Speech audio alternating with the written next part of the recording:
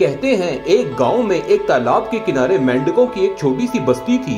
ये सब मेंढक मिलजुल के रहते थे। इन मेंढकों में से दो मेंढक सबसे ज्यादा नुमाया थे। एक तो अपनी दोस्ती की वजह से और दूसरा अपने कद काठ की वजह से।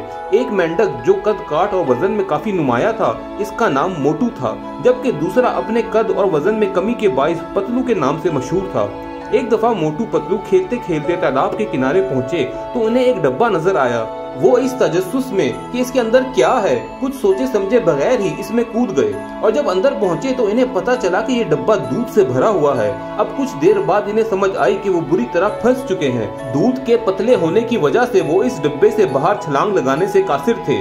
इस वक्त दिन के 12 बजे थे। पतलू ने मोटू को हौसला दिया और कहा कि मेरे दोस्त, हिम्मत ना हारना, बस अपने पैर हिलाते रहो, हम जरूर किसी न किसी तरह इससे बाहर निकल आएंगे।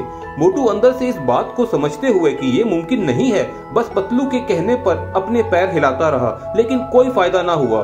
अब 3 बज चुके थे और मोटू के चेहरे पे परेशानी और थकावट के आसार नुमाया थे, लेकिन पतलू उसे लगातार हौसला देता रहा कि बस हिम्मत ना हारना और पैर हिलाते रहो। अब शाम के 6 बज चुके थे और मोटू तकरीबन हिम्मत हार चुका था। इसने पतलू से कहा, हमारी सारी कोशिशें बेसूद हैं, बिला वजह अपने आप को थकाने का कोई फायदा नहीं। लेकिन पतलू हार मानने के लिए तैयार ना था और ना ही मोटू को हिम्मत हारने दे रहा था। वक्त गुजरता रहा और आखिरकार रात के 11:45 हो गए।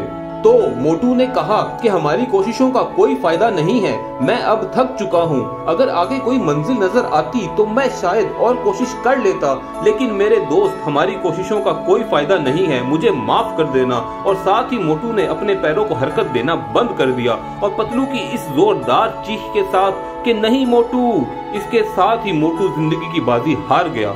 पतलू अब बहुत ज्यादा अफसुर्दा था, लेकिन इसने हिम्मत नहीं हारी और अपनी कोशिश जारी रखी।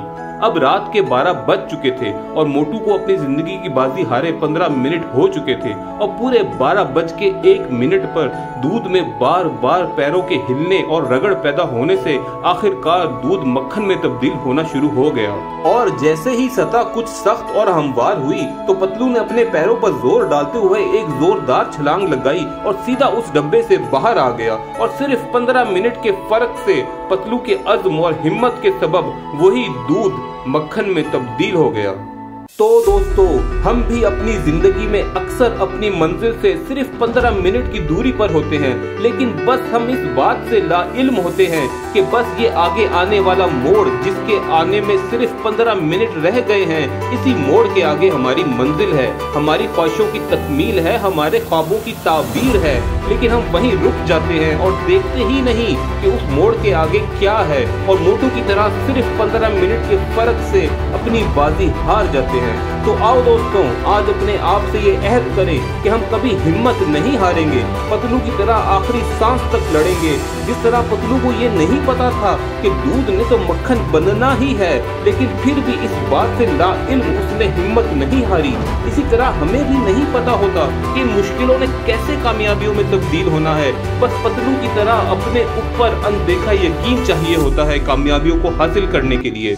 और बस कभी कभी हम अपनी परेशानियों और मुश्किलों की वजह से ये छोटी सी बात ही भूल जाते हैं कि दूध ने तो मक्खन बनना ही है।